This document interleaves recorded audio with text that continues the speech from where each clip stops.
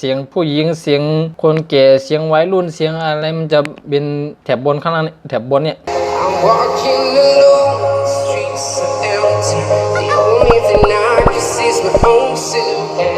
เวลาเราสตรีมเกมไปแล้วก็ต้องมีเสียงเอฟเฟกต์อะไรพวกนี้แล้วก็มากดตรงนี้ปึ๊บปึ๊บปึ๊บมันเสียงมันก็จะออกไปในสตรีมเกมของเราได้เลย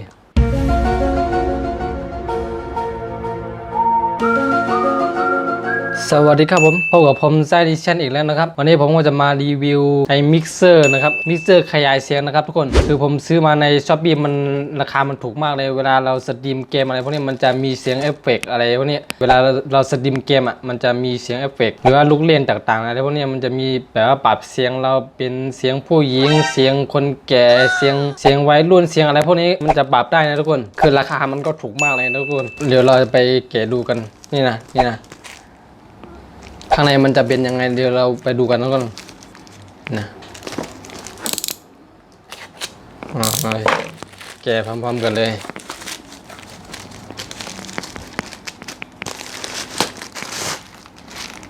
ทิ้งไปนี่นะทุกคนข้างนอกก็เป็นแบบนี้ข้างในเป็นแบบไหนอันนี้คู่มือมีแค่นี้ทุกคนไม่ต้องการคือรูปภาพมันก็ตามนี้นะทุกคนรูปภาพมันก็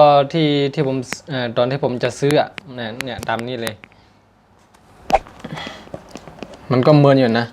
มันมีแจ็คเสียบ4ตัวนะนี่มันก็ให้มา4ตัวจริงนี่แหละคือผมก็เพิ่งซื้อมาใหม่ๆนี่นะทุกคนมันก็จะเป็นแบบนี้นะทุกคนนี่นะเนี่ยมันก็เรียกแค่นี้ มันใช้งานยังไงมันเขาบอกว่ามันมีแบตเตอรี่ในตัวอยู่นะทุกคนเวลาเอาไปในมันจะง่ายสะดวกนะทุกคนมันจะทนได้สัก2 ชั่วโมงหรือ3 ชั่วโมงนี่แหละทุกคนไม่ต้องชาร์จแบตเลยนะมันมีรูเยอะเลยรูโดยเห็นไหมเห็นยังนี่เนี่ยโอเคส่วนอันนี้ก็จะเป็นรูไมค์นะทุกคนอันนี้ก็เป็นรูไมค์ส่วนที่ไมโครโฟนไอที่เราร้องคาราโอเกะกันทั่วไปทุกคนแล้วอันนี้ก็เป็นไมค์สำหรับเอาหูฟังของเราไมค์จากหูฟังของเราเสียบตรงนี้นะทุกคนหรือว่าไมค์อะไรแล้วก็แล้วแต่มันจะเป็นรูแจ็คเล็ก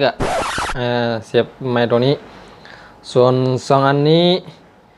อันนี้เป็นหูฟังนะทุกคนแบบว่าเราร้องไปแล้วมันจะเสียงมันออกมาแบบไหนเราปรับเสียงมันออกมาแบบไหนแล้วก็มาฟังได้ตรงนี้นะทุกคนเรามาฟังเสียงเราได้ตรงนี้แล้วไอ้ตรงนี้ก็จะเป็นรูชาร์จแบตนะทุกคน USB ตัวนี้ก็คือเป็นชาร์จแบตนะทุกคนแล้วไอ้ตรงนี้ก็เวลาเราที่ต้องต่อเข้าคอมหรือว่าเอาต่อมือถือเข้าในนี้ก็ได้นะทุกคนแบบว่าอยากให้มันเข้าในคอมเอาเดี๋ยวผมทำให้รู้แล้วกันเดี๋ยวผมทำให้รู้ว่ามันต่อยังไงเสียงมันออกมายังไงเดี๋ยวผมต่อให้รู้เลยในตอนนี้เลยนะเวลาเปิดก็กดตรงนี้นะ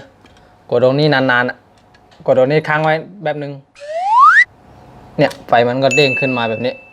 มันก็เปิดแล้วนะทุกคนแบบนี้นะแบบละทีนี้เราต้องเอาไปเสียบลองดูกันว่ามันใช้งานยังไงเสียงมันออกมายังไงมันปรับเสียงได้ยังไงคือมันจะมีอยู่หลายเสียงทุกคนอันนี้จะเป็นปรับเสียงของมันเสียงผู้หญิงเสียงคนแก่เสียงวัยรุ่นเสียงอะไรมันจะเป็นแถบบนเนี่ยปรับเสียงมัน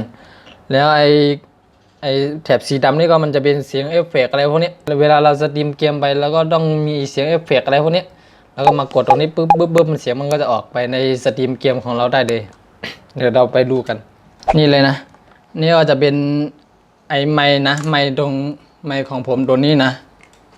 นี่นะไมค์ตัวนี้นะเดี๋ยวผมจะเสียบไปข้างหลังนี้เนี่ยมันก็จะมีรูเล็กๆตัวนี้นะทุกคน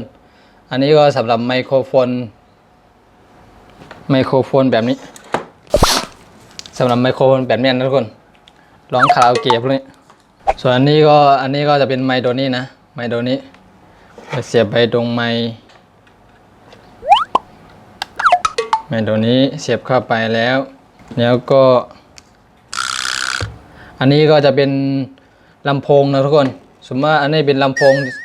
มันจะเป็นที่หูฟังที่เราอยากจะฟังอ่ะสมมติว่าเป็นอันนี้เป็นลำโพงคือผมเปิดลำโพงเอาไว้แล้วอันนี้ก็เสียบหูฟังไปอันนี้เสียบหูฟังแล้วต้องเอามือถือมาก่อนต้องเอามือถือมาเปิดเพลงแล้วก็ทำให้ดูเดี๋ยวทำให้ดูนี่แหละนะทุกคนเนี่ยเพิ่งเสียบแค่นี้นะทุกคน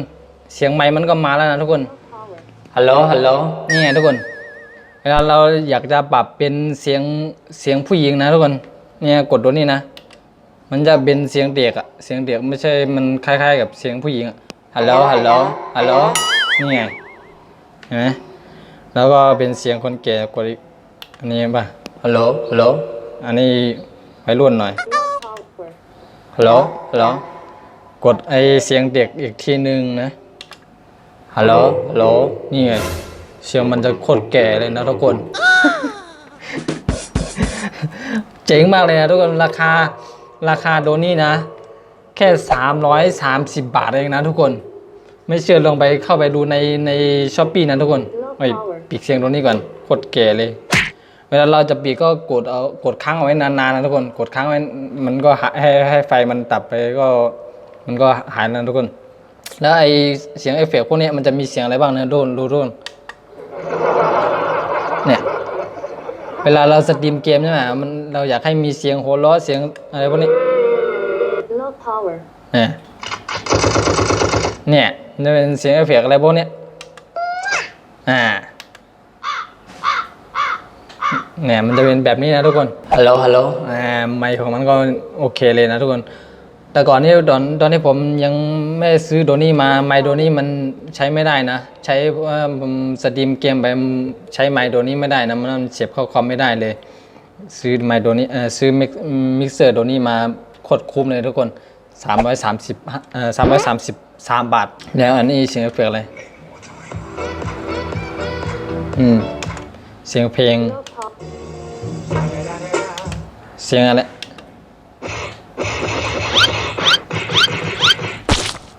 โคตรเจ๋งเลยทุกคนใครเตะมา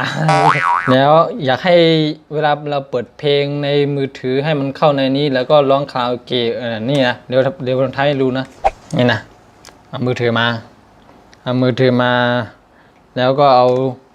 แจ็คตัวนี้นะที่มีแจ็คตัวนี้แบบนี้เอาตัวนี้เสียบเข้าไปสำหรับอันที่ชาร์จแบตนะมันก็ให้มาอยู่แล้วนะทุกคนสำหรับแบบนี้มันจะให้มา3เส้นนะทุกคนแบบนี้3เส้นแล้วไอ้ที่ชาร์จแบตตัวนี้ก็จะเป็นมันก็ชาร์จแบตมือถือทั่วไปทุกคนเส้นหนึ่งแล้วไอ้ตัวนี้ต้องเสียบเข้ามือถือนะทุกคนอันนี้ก็เสียบเข้าตรงนี้มันจะมีอยู่3รูตัวนี้นะ3รูตัวนี้เสียบรูไหนก็ได้นะ3รูตัวนี้เสียบเข้าตัวไหนก็ได้เสียบเข้าไปซึบแล้วทุกคนเสียบเข้าไปตัวนี้แล้วไออีกเส้นหนึ่งตัวนี้อีกข้างหนึ่งแล้วก็มาเสียบเข้ามือถือนะทุกคนเสียบเข้ามือถือแล้วก็เราจะเปิดเพลงใช่ไหมเปิดเพลงตัวไหนเปิดเพลงไม่ได้เลยเดี๋ยวติดลิขสิทธิ์นะทุกคนหรือว่าเอาเป็นเพลงอะไรวะแบตตัวนี้มันหมดแล้วนะเดี๋ยวผมชาร์จแบตมันก่อนนี่นะสายชาร์จแบตของมันสายชาร์จแบตตัวนี้ก็เสียบกับคอมหรือเสียบกับไอ้ที่ชาร์จแบตทั่วไปนะทุกคนนี่ไงมาเสียบที่ USB ตัวนี้นะ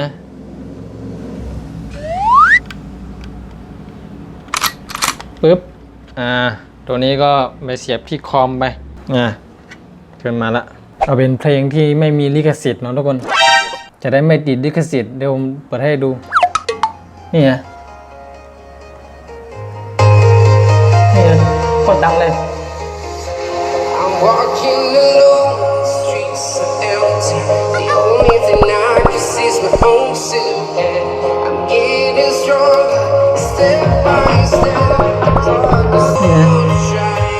เวลาเราสตรีมเกมไปใช่ไหมเนี่ยเราก็กดเอฟเฟกต์ไปเลย